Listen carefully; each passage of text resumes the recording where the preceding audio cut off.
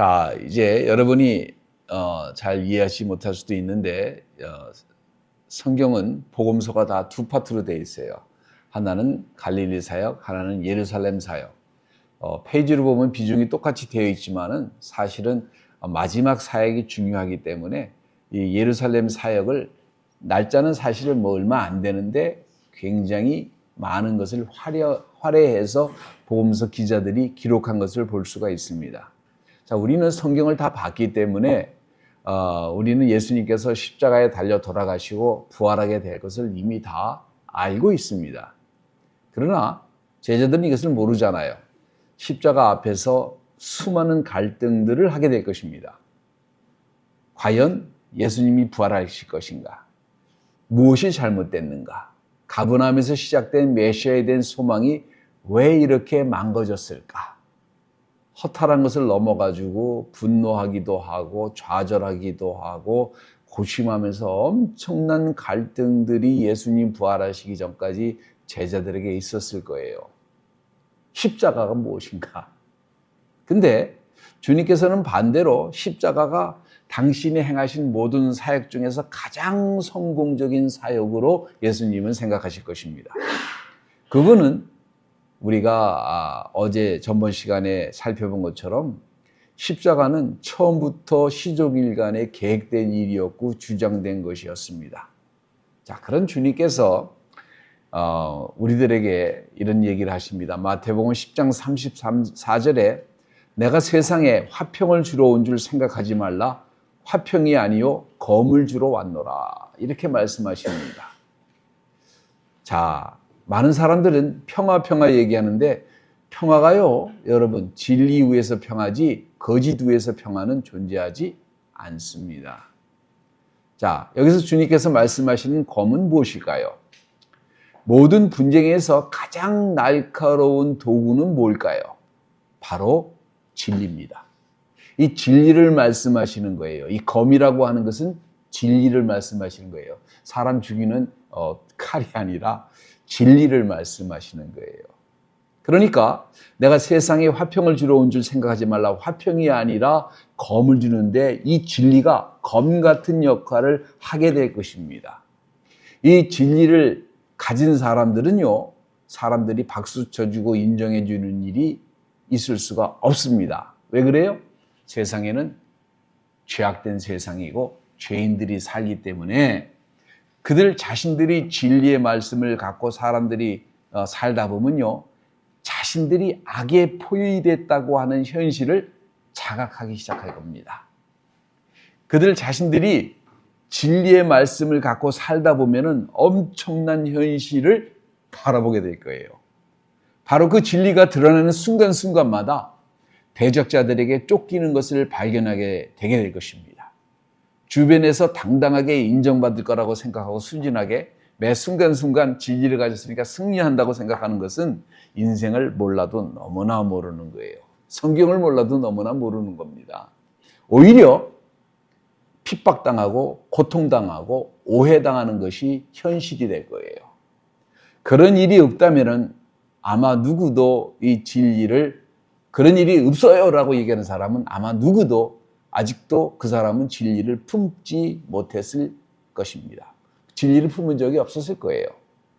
예수께서 5,000여 명을 먹으신 후에 갈릴리에 있었던 언덕에 있었던 갈릴리에 살던 사람들은 사해 바다에서 이제 근처에서 만난 다음에 예수님께서 가버나움으로 가신 것을 알지 못했어요. 대중들은 광야 쪽으로 예수님이 어디 갔나 막 찾아 헤매기 시작을 합니다. 그리고 이 사람들이 막 찾다가 회당에서 가리키는 예수님을 발견합니다. 자, 그런데 예수님께서 이들을 꾸짖습니다. 왜 꾸짖냐면은 요한복음 6장 26절과 20절에 예수께서 가라사대 내가 진실로 진실로 너에게 이르노니 너희가 나를 찾은 것은 표적을 본 까닭이 아니요 떡을 먹고 배부른 까닭이로다. 썩는 양식을 위해서 일하지 말고 영생하도록 있는 양식을 위해서 하라. 이 양식은 인자가 너에게 주리니 인자는 하나님 아버지의 인치신 자니라. 이렇게 말씀하십니다. 마치 회당에 모여든 군중들은 광야에서 이스라엘 백성을 꾸짖는 모세의 음성이 다시 들리는 것을 아마 체험했을지도 모릅니다. 신명기 8장 2절과 3절에 뭐라고 그랬냐면 3절만 보죠. 너를 낮추시며 너를 줄이게 하시며 또 너도 알지 못하며 내 열조도 알지 못하던 만나를 내게 먹이신 것은 사람이 떡으로만 사는 것이 아니요 여호와의 입에서 나오는 모든 말씀으로 사는 줄을 너로 알게 하려 하심이니라 이렇게 얘기를 합니다. 광야에서 이스라엘 백성들의 굶주린 배를 채우는 일과 영혼의 양식을 채우는 이 사이에서 갈등을 합니다. 하나님께서는 뭐냐면 만나를 공급하셨어요. 밤사이에 떨어진 이 빵 같은 것이 만나인데 이 만나를 통해서 이스라엘 사람들은 먹을 것을 해결하면서 동시에 육신적인 만족을 채우는 것보다는 그분의 말씀이 더 가치가 있다는 것을 가르쳐 주시려고 하시는 하나님의 의도가 여기에 있었다라고 하는 것이에요. 광야의 만나의 의미는 이런 것이라는 것입니다. 이와 같이 예수님께서도 5천여 명을 먹이시고 그 사역을 통해서 그분이 뭐라고 말씀하셨냐면은 마태복음 6장 33절에 너희는 먼저 그 나라와 그 의를 구하라고 하는 것을 가르쳐 주시기 위함이에요. 그러면 이 모든 것을 너에게 더하시리라 이런 거예요. 선생님들은 언제 제자들이 진리에 대해서 눈을 감고 있는지 너무나 잘 알고 있습니다. 교육 수준 이런 거 뭐 변수가 되지 못합니다. 지금 해당 주변에 모인 군중들은 정치적인 압박과 육신적인 풍요로움을 제공해주는 왕을 세우고 싶어 하는 거예요. 메시아가 죄에서 우리를 해방시켜주기보다는 자신들의 죄에서 해방시켜주기보다는 로마 제국의 군사적인 탄압에서 해방시켜주고 많은 물질적인 혜택을 주는 것을 원했던 거예요. 이들이 진정 하나님에게 원하는 것은 진리 앞에 나가서 정말 의롭고 영원한 하나님과 함께 동행하는 것이 아니라 그저 잘 먹고 잘 살고 잘 나가는 삶을 원하는 것입니다. 이들에게 신앙심이라고 하는 것은 하나님을 두려워하거나 하나님을 사랑하는 그런 마음이 아니라 이들은 이렇게 생각을 해요. 행복한 잡신들은 사람들을 축복해주고 심술궂은 잡신들은 사람들을 저주한다고 믿었던 당시의 어떤 문화적인 것이 굉장히 깊숙이 들어가 있는 거예요. 요한복음 6장 28절에 저희가 묻되 우리가 어떻게 하여야 하나님의 일을 하오리까라고 묻는 장면이 나옵니다. 자, 이 질문은 큰 전환점이 될 수 있어요. 이 질문을 던진 사람들은 영원한 운명뿐만 아니라 메시아의 미래에도 그렇습니다. 그분께서는 자신을 신뢰하는 자들을 위해서 죽으러 오셨습니다. 죄에서 그래서 구원해 주시고 하나님의 진노에서 우리를 구원해 주시기 위해서 오셨습니다. 그분께서 죽으셔야 한다면은 이스라엘 사람이 아닌 하나님 나라를 대적하는 대적자들의 손에 의해 죽어야 마땅합니다. 그런데 선과 악의 싸움에서 이 전쟁터는 라인이 분명하지가 않아요. 어떤 놈이 어떤 놈인지 아무도 모릅니다.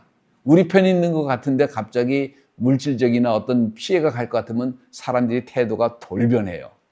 자신들의 이익에 따라 움직이기 때문에. 자, 선과 악의 우주적인 전쟁에서 차별 없이 인종과 국경을 넘어서 마음과 마음 사이에 갈라질 수밖에 없어요. 각기 사람들이 선호도에 따라 자신이 원하는 것을 선택하는 것입니다. 이것은 우리가 선택하는데 어떻게 구원자에게 응하느냐가 답하는 거예요. 그것이 우리의 선택이에요. 모든 인생에서 무지는 문제가 안 됩니다. 마음속에서 정말로 진리를 사모하느냐 아니면 진리를 거부하느냐의 문제일 것입니다. 때문에 주님께서 이렇게 선포하십니다. 마태복음 10장 34절 36절에 내가 세상에 화평을 주러 온 줄 생각하지 말라. 화평이 아니로 검을 주러 왔노라. 내가 온 것은 사람이 그 아비와 딸이 어미와 며느리가 시어머니와 불화하게 하려 함이니 사람의 원수가 각기 집안 식구리라 이렇게 얘기합니다. 예수 그리스도께서 아주 명백하게 경고를 주십니다. 자, 불행하게도 진리의 주님 되시는 예수 그리스도께서는 모든 것을 용서해 주시고 모든 것을 다 받아주시고 모든 것을 합해 주시는 분이 아니라 모든 것을 나누러 오신 분이십니다. 온 세상을 나누러 오셨어요, 여러분. 빛과 어두움을, 진리와 비진리를 나누러 오셨습니다. 이 나눔 과정에서 가정이 분열하게 됩니다. 아버지와 아들이, 어머니와 딸 사이가 장모와 사이가, 며느리와 시어머니가 다 각기 이 진리를 택하느냐 비진리를 택하느냐에 따라서 나눠질 수밖에 없는 거예요. 우리는 어떻게 행해야 하나님의 일을 행하겠는가? 답은 간단합니다. 요한복음 6장 29절에 하나님의 보내신 자를 믿는 것이 하나님의 일이니라 이겁니다. 여러분이 하는 모든 종교적인 행위는 궁극적으로 하나님의 보내신 자를 믿으려고 하는 것이에요. 이게 아닌 기도 모임, 이게 아닌 헌금, 이게 아닌 봉사, 이게 아닌 헌신은요, 다 가짜입니다. 하나님이 보내신 자를 믿게 하려는 것, 이게 본질이에요. 주님의 오심으로 하나님 나라는 이제 더 이상 지역이라고 하는, 이스라엘이라고 하는 그 지역적인 제한을 받지 않습니다. 이제는 모든 믿는 자의 마음속에 거하시는데 믿는 자와 믿지 않는 자, 그 진리를 사모하는 자, 진리를 거부하는 자로 나뉘게 될 수밖에 없는 거예요. 가버나움 사역에서 예수님께서 비유로 말씀하십니다. 마태복음 13장 13절에 저희가 보기는 보아도 보지 못하고 들어도 듣지 못하며 깨닫지 못함이니라. 주님의 비유는 듣는 자에게 믿음으로 무엇을 보고 무엇을 들을 것인지 선택하도록 말씀이 되는 거예요.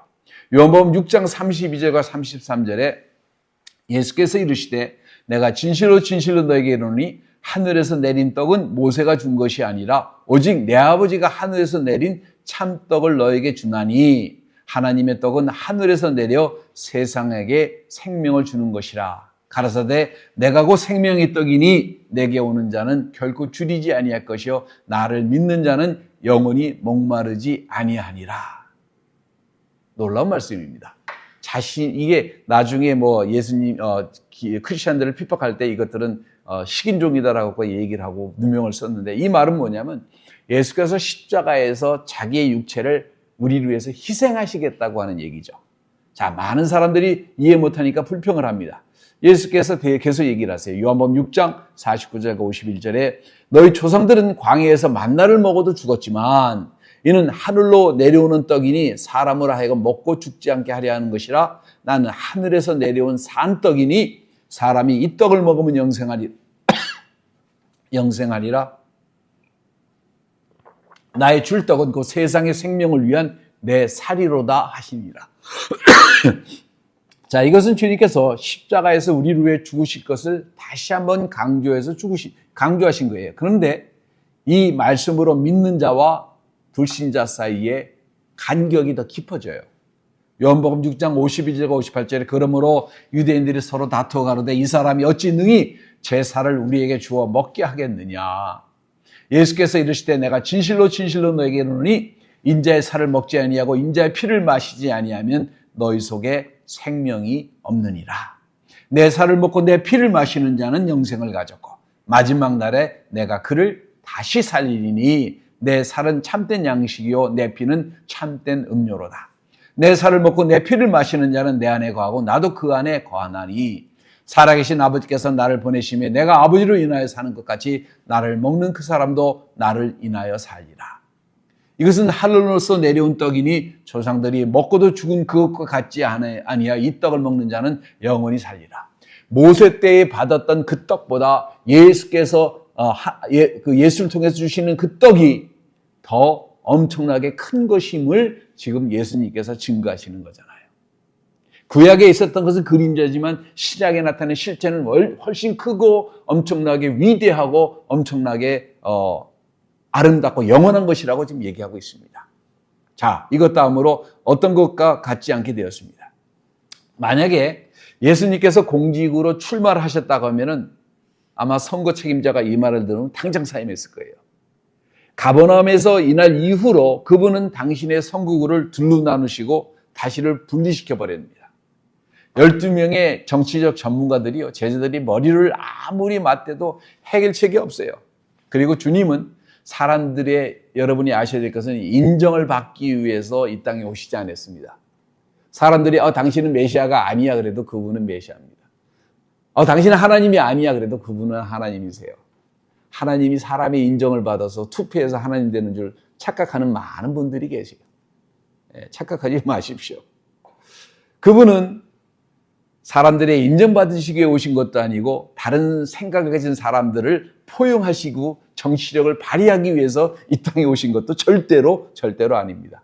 그분은요, 우리하고 소통하러 오신 게 아니에요. 착각하지 마십시오. 그분은 진리를 선포하러 오셨습니다. 진정 알아야 할 것은 진리라고 하는 것은 절대 대중적인 것이 아니에요. 대중이 싫어하는 것입니다. 이때 많은 사람들이 예수를 떠났습니다. 자신이 하늘에서 내린 진정한 만나라는 사실을 사람들은 절대로 이해하지 못합니다. 죄를 씻어주는 예수는 이들이 찾는 메시아가 아닙니다. 이들이 찾는 메시아는 먹을 것과 입을 것을 주는 그런 메시아를 원했는데 오늘날도 똑같아요. 메시아는 내가 무엇을 해도 나를 사랑해주고, 메시아는 뭐를 해줘도 나를 포옹해주고 나와 소통해주고, 뭐 이런 거 원하는 거 아니에요. 그런데 그럴 일 절대로 없습니다. 예수님께서 12제자에게 말씀하십니다. 요한복음 6장 67절에 너희도 가려느냐? 이 말은요, 무서운 말이에요. 너희 가면 안 돼. 이 말이 아니에요. 갈 테면 가라 합니다. 갈 테면 가라죠. 왜? 예수님의 사역은 사람의 도움이 필요하지 않습니다. 하나님의 일은요, 사람이 협조해야 되는 일이 아니에요. 그러자 베드로가 이렇게 고백합니다. 68절에 주여 영생의 말씀이 계심에 우리가 네게로 가오리까? 이렇게 고백을 합니다. 당신만이 우리의 소망입니다. 사람들에게는 힘이, 능력이 어디서 나와요? 사람들에게 나옵니다. 자, 그래서 몇 명 모였느냐? 이게 굉장히 중요한 얘기가 돼요. 이슈가 돼요. 왜냐하면 힘이 어디서 나온다고 생각해요? 사람이 얼마나 많이 모였느냐. 이게 힘이 돼요. 그런데 믿는 사람들은 힘이 어디서 나옵니까? 하나님에게서부터 옵니다. 이 차이가 엄청난 거예요. 하나님을 잘 모르는데 힘이 하나님을 하늘에서부터 온다고 누가 생각을 해요? 누가 생각해요? 믿는 자만 그렇게 생각해요. 이때 주님께서 엄청난 사건을 발표하시는데 6장 70절에 내가 너희 12를 택하지 아니하였느냐? 그러나 너희 중에 한 사람은 마귀니라. 자, 우주적인 선과 악의 싸움에서도 마음속에서도 미묘한 분열이 생기기 시작을 합니다. 자, 예수와 바리새인들의 분열은 더 깊은 협곡 같은 것으로 이루어지게 됩니다. 그분은 진리를 선포하시러 오셨는데 바리새파 사람들은요, 어떤 마음을 가지고 있냐면 자기들이 그래도 선지자고 자기들이 희생하는 종교 지도자이기 때문에 자신들을 인정해 주기를 바랬어요. 이들은 사람 위에서 군림했습니다. 사람들의 마음을 자기 마음대로 조종을 했어요. 근데 이 조종하려고 하는 사람들에게 한 가지 분명한 사실이 있습니다. 조종당한 사람들은 파괴됩니다. 이걸 아셔야 돼요. 근데 조종하는 사람도 결국은 파괴됩니다. 이걸 알아야 돼요. 주님께서 갈릴리에서 사역하시는 동안에 예루살렘에서 온 바리새파 사람들의 그 사신들이 예수님을 이제 만납니다.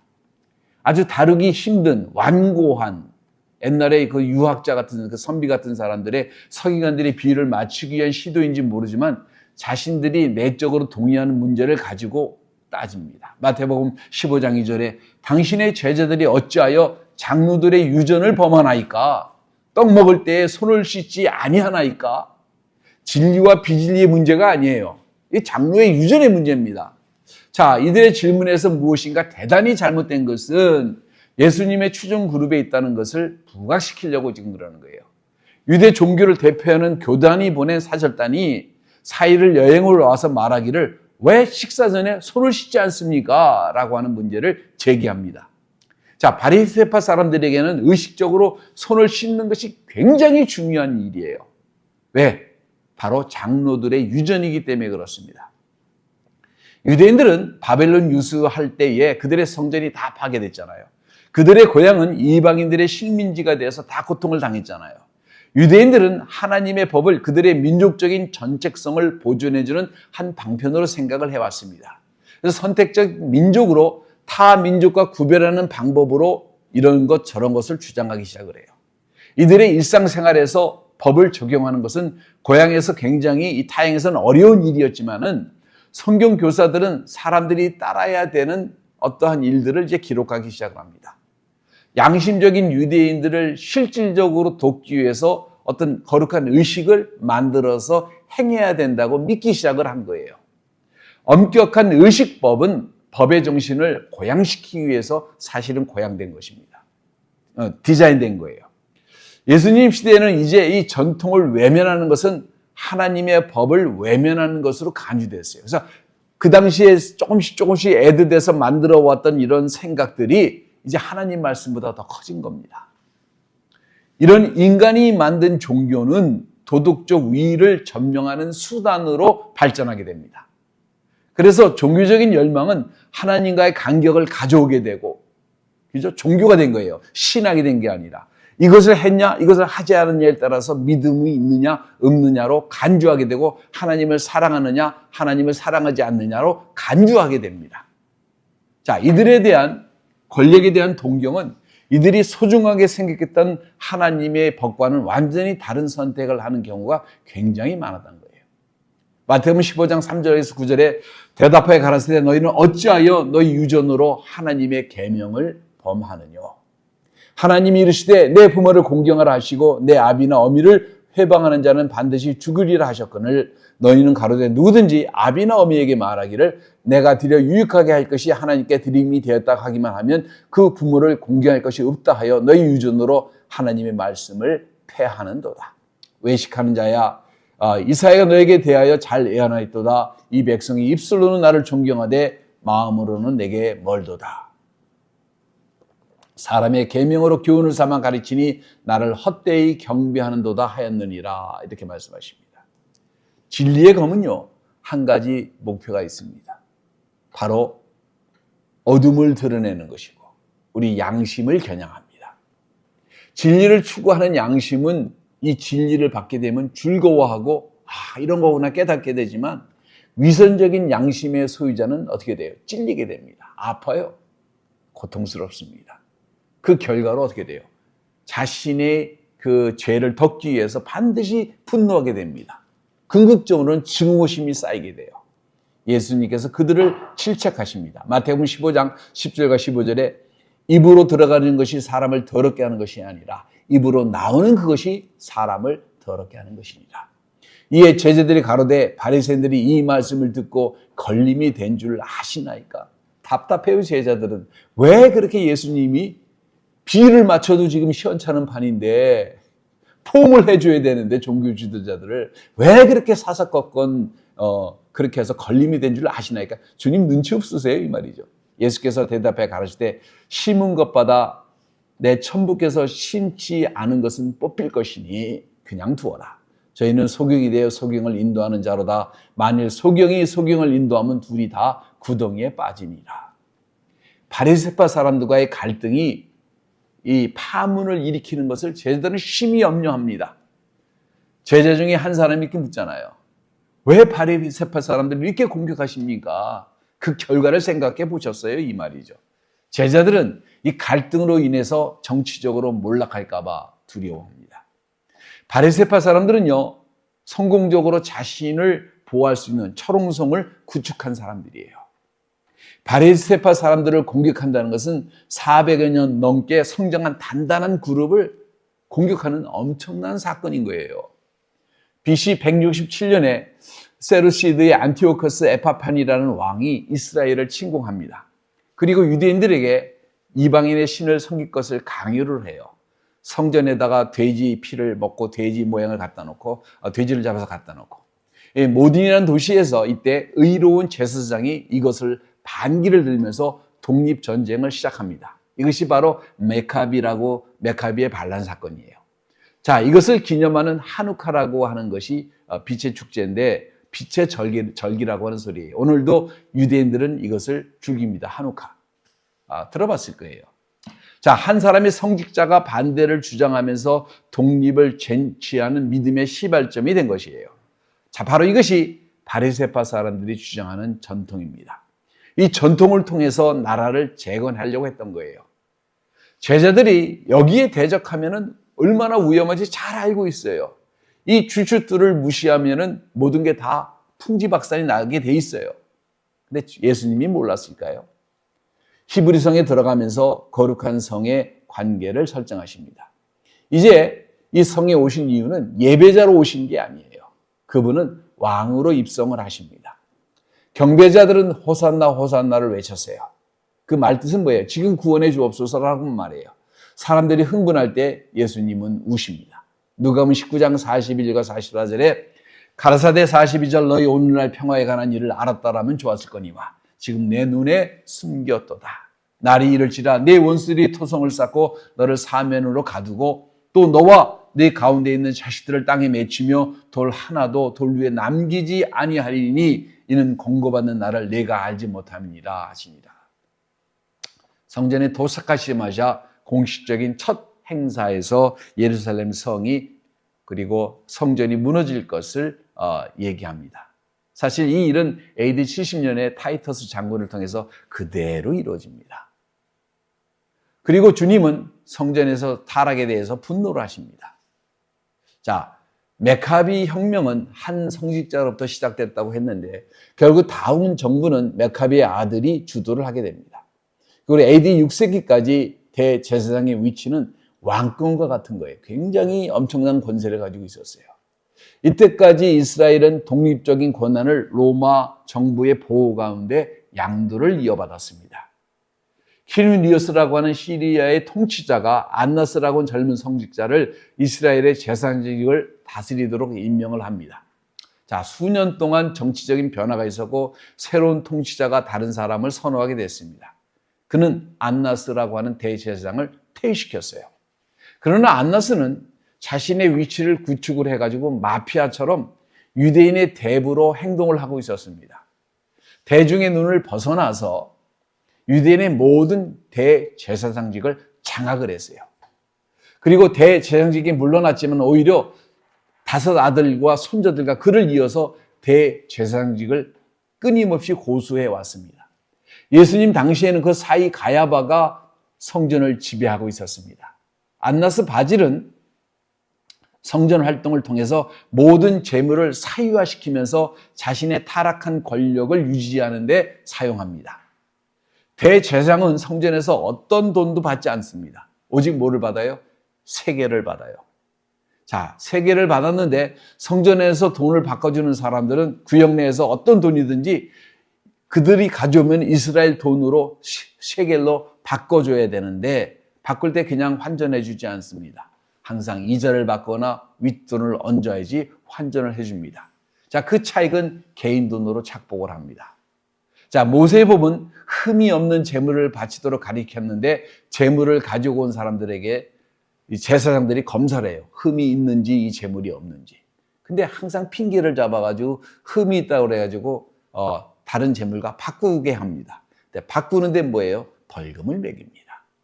자, 전에 가져온 재물은 가치 없게 만들고 자신들이 가져온 재물은 가치 있는 것을 둔갑시킵니다.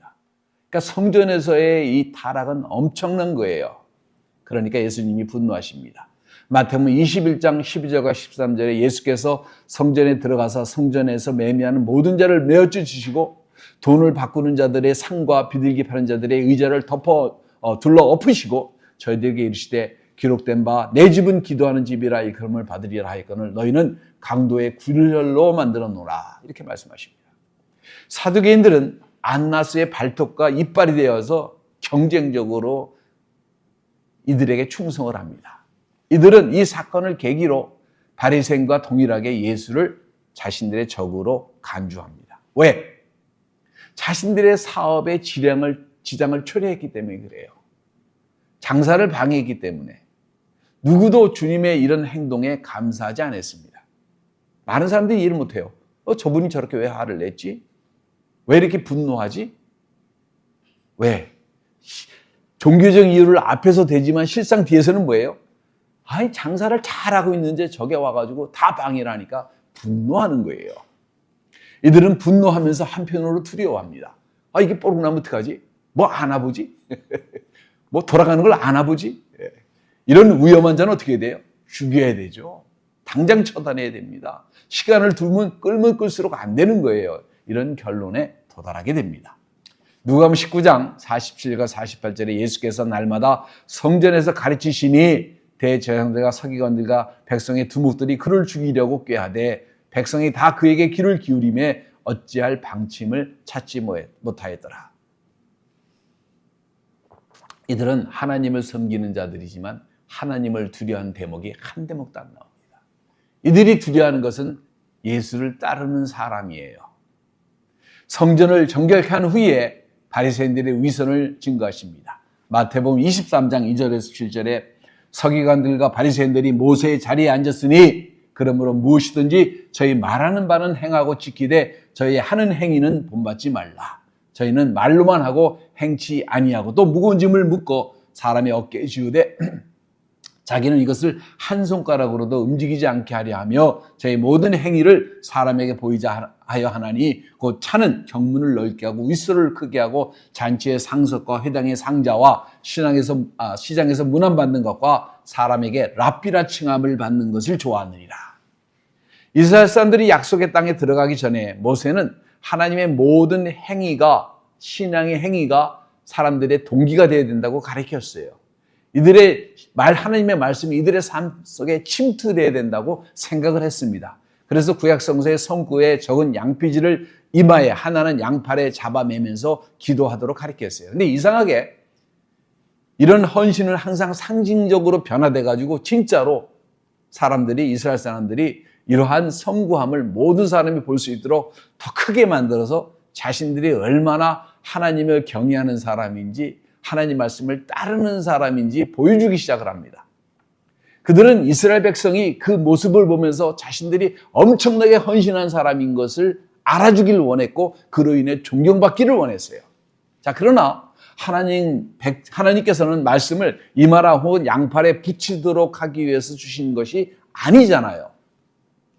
강조죠. 그분은 당신의 백성이 그 말씀을 존중하고 그 마음을 품고 사랑함으로 삶 속에서 매 결정마다 믿음으로 선택함으로 믿음이 활성화되길 원했던 거죠.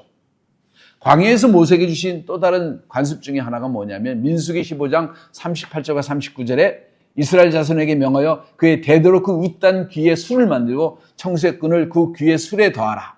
이 술은 너희를 보고 여호와의 계명을 기억하여 준행하고 너희로 방종하는 자기의 마음과 눈의 욕심을 쫓지 않게 하려 함이었는데 바리새 사람들은 그 옷에다가 더 큰 술을 만들어서 붙여가지고 심각하게 자신이 하나님을 사랑하는 것을 쇼업해 주는 거죠. 그들의 헌신된 쇼는 그들의 교만을 일으키는데 사용됐고 실질적으로 하나님 사랑과는 아무런 관계가 없었던 사실입니다.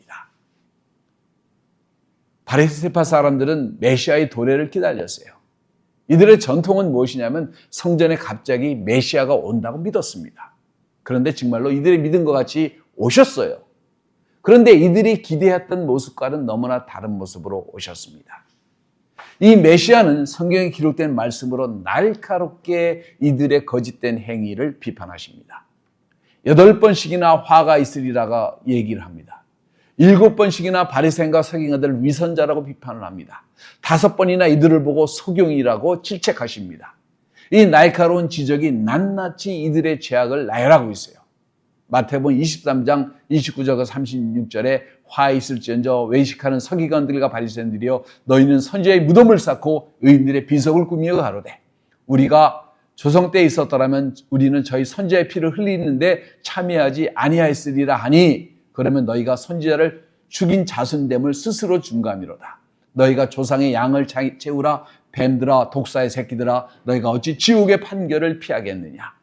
그러므로 내가 너희에게 선지자들과 지혜 있는 자들과 서기관들을 보내매 너희가 그 중에서 더러는 죽이고 십자가에 못 박고 그 중 더러는 너희가 회당에서 책찍질하고 이 동네에서 저 동네로 구박하리라.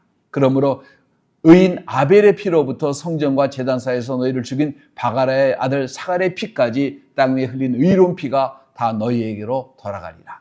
내가 진실로 너에게 이르노니 이것이 다 이 세대에게 돌아가리라. 예수의 입에서 증거되는 진리를 이들은 감당할 수 있는 힘이 없습니다. 당장의 바리새인과 사두개인들은 예수를 붙잡고 싶었지만은 수많은 사람들이 예수님을 따르기 때문에 사람이 무서워서 아무것도 할 수가 없어요. 재밌지 않아요? 종교 지도자들이, 하나님을 섬기는 자들이 하나님이 무서운 게 아니라 사람들을 무서워해요. 예. 그분께서는 자유롭게 이곳에서 저곳으로 성전을 돌아다니면서 복음을 증거하십니다. 예수님을 이들이 붙잡기 위해서는 누군가의 숨은 조력과 협력이 필요한 상황이에요. 내부적으로 협력자가 절실하게 필요했습니다. 이제 내부자가 생길 때 십자가의 문이 열릴 것입니다. 자, 진실을 말하는 자가 감내해야 될 것이 있습니다. 진실을 말하는 순간에 여러분 자신에 대한 자부심은 생길지 몰라요. 아, 내가 진리를 말했다. 근데 반대로 그 진리를 말하는 그 순간부터 거짓 비난과 오해와 그로 인해 깨진 관계가 생기고 사람들이 떠나면서 외로워지고 엄청난 좌절을 맛보게 될 것입니다. 여러분이 진실을 얘기하는 그 순간에 더욱더 무엇이 옳은가에 쓴다고 하는 것은 자신과의 의심하고도 싸워야 되고 주변 사람들의 엄청난 비난에 맞서야 된다는 사실을 여러분 아셔야 돼요. 때로는 진리를 고수하는 그 선택이 영광스러운 승리로 귀결될 수도 있지만은 아주 많은 경우에는 악의 역습에 실패와 좌절과 파멸로 귀결될 수도 엄청나게 많다는 것이 역사의 진리입니다. 역사의 진리예요. 영화를 우리가 너무나 많이 봐서 드라마를 연속극을 많이 봐서 진리가 항상 이기잖아요. 권선징악. 그런 일 없습니다. 세상에는. 자, 그렇기 때문에 진리의 검을 잡는 것이 쉽지 않은 선택이에요. 사람을 두려워한다면. 사람을 두려워한다면. 사람의 판단을 보고 결정한다면. 자, 사명을 첫 번째 여러분에게 권하는데 사명을 첫 번째 아는 것이 목표를 흔들리지 않게 합니다. 여러분 사명이 뭐예요? 예수께서 분명하게 이 세상에 오신 이유를 우리는 다 알고 있습니다. 대중의 인기라든지 성공이라든지 반대, 이로 인한 협박, 제자들의 이탈도 이분은 막지 못했습니다. 막을 의도도 없었지만 막지 못했어요. 이게 사람이에요. 그분께서는 처음부터 자신의 목표를 아셨고 그곳으로 한 걸음 한 걸음 가셨는데 그분께서 진리가 드러나도록 일을 하셨어요. 그리고 모든 사람이 진리를 수용할 수 있도록 권하셨습니다. 근데 사람들이 동조하는 것 같지만 갑자기 진리가 드러나면 동조하던 사람들이 다 떠날 수 있어요. 예수님처럼. 근데 중요한 거는 뭐예요? 내가 목표가 무엇인지 정확하게 그 목표를 향해 달려가는 것입니다. 목표가 희미해지면 안 됩니다. 사람이 많이 모으면 목표가 분명해지는 것 같고 사람이 많이 따르면 목표가 흐릿해지는 것은 목표가 없는 거예요. 하나님이 인도하시는 목표가 무엇인지 분명하게 볼 줄 알아야 합니다. 둘째, 악을 만나면 대적해야 합니다. 크리스천이 비겁하면 안 돼요. 누구를 대면해서 상대하는 것은요, 상당히 불편한 일입니다. 너 잘못했어. 이 말 하는 게요, 엄청난 말하는 사람이 불편한 일이에요. 그러나 악에 맞싸우려고 한다면 이것은 피할 수가 없는 일입니다. 말하기가 어렵고 듣기 어려운 것은 다 똑같아요. 자, 바리새파 사람들을 대면해서 말씀하시는 하나님은 뭐 상관이 없어요. 그분 하나님이시니까. 그러나 우리가 정말 대다수의 존경받는 사람들이 잘하고 있는데 당신 잘못했습니다라고 얘기를 하려면은 쉽지 않지만 할 때는 해야 돼요. 이거를 함으로 엄청난 고난을 받을 수도 있고 비난을 받을 수도 있고 음모를 당할 수도 있습니다. 여러분 그런 일 다 안 당해보셨죠? 예, 당할 수 있어요. 그러나 악을 대면하면 맞싸울 줄 알아야 합니다. 이게 믿는 사람이에요. 세 번째, 내가 너무 많은 걸 요구하나? 싸움 과정에서 위험을 맞서는 담대함이 필요합니다. 하나님을 보고 갈 줄 알아야 돼요. 진리를 고수하려면요, 담대해야 됩니다. 담대함과 동시에 정말로 세상 것에 집착하면 이렇게 못하죠. 이로 인해서 엄청나게 고통당할 수도 있고 직장을 잃을 수도 있고 오해당하고 버림당하고 손가락질 당하고 정말 힘들면요 엄청나게 후회할 수도 있습니다. 그러나 담대함이 없다면 변화가 없어요. 크리스찬은 그곳에 가는 것마다 빛이 발해야 될 거 아니겠어요? 그 빛이 발하려면 어둠을 밝혀야 되는데 그 어둠이 스스로 드러날 뿐만 아니라 빛이 환하게 밝힐 때 어둠이 더 밝혀지잖아요. 무엇이 옳은 일인지, 무엇이 그런 일인지. 용기가 필요합니다. 그 용기는요, 믿음이에요. 사람들이 나를 판단하지 못합니다. 예수 그리스도가 나를 판단합니다. 이런 믿음이 있어야 돼요. 네 번째, 진리를 가지고 싸우는 것만으로는 승리가 보장되지 못합니다. 이 세상은 하나님의 진리 가운데 돌아가는 것이 아닙니다. 죄악된 세상이에요. 이 세상 시스템은 간혹 선이 승리하지만 대부분 악이 승리하는 경우가 되게 많아요. 되게 많습니다. 여러분, 영화를 보고 인생을 배우지 마시고 제발 부탁인데 영화를 보고 역사를 배우지 마세요. 자, 우리가 할 일이 있습니다. 진리를 품고 선한 싸움을 싸우는데 사람들은 이것이 승패가 있다고 생각을 해요. 우리는요, 하나님이 착하고 충성된 종아 잘하였도다. 이 말을 듣는 것이 우리의 삶의 목표입니다. 하나님이 잘했다고 하면 우리는 승리한 것이고 하나님이 잘못된 것이라면 우리는 패배한 것입니다. 그것에서 뿌려진 씨가 어떤 씨인지는 우리가 알 수가 없어요. 그 조그만 씨를 통해서 우리의 헌신을 통해서 어떤 것이 나타날지 우리는 알지 못합니다. 그것은 하나님에게 맡기는 거예요. 우리의 일은 승리하는 것을 눈으로 보는 것이 아니라 하나님의 말씀을 선포하고 지키고 보존하고 진리를 드러내는 일입니다. 악은 권자의 영원하고 선은 단두대에 섰다고 러셀이라고 하는 19세기의 유명한 학자가 얘기를 합니다.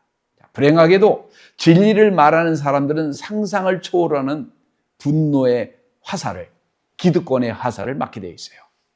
현실적으로 생각해야 합니다. 그러나 여러분, 예수 그리스도를 믿는 사람들은 누구를 두려워하라고요? 하나님을 두려워해야 합니다. 용기를 가지기 바랍니다. 진리를 말하는 것은 인생을 통해서 힘들고 어려운 선택이 될 수 있는 것은 엄연한 사실입니다. 단두대는 미래를 흔들고 알 수 없는 두려움 뒤에는 하나님이 서 계시고 조용히 바라보고 계시는 것을 우리는 깨달아야 돼요. 양날의 검을, 이 진리의 검을 손에 쥔다고 하는 것은 큰 이 땅에서의 보상은 별로 없을 거예요. 고생 좀 할 겁니다.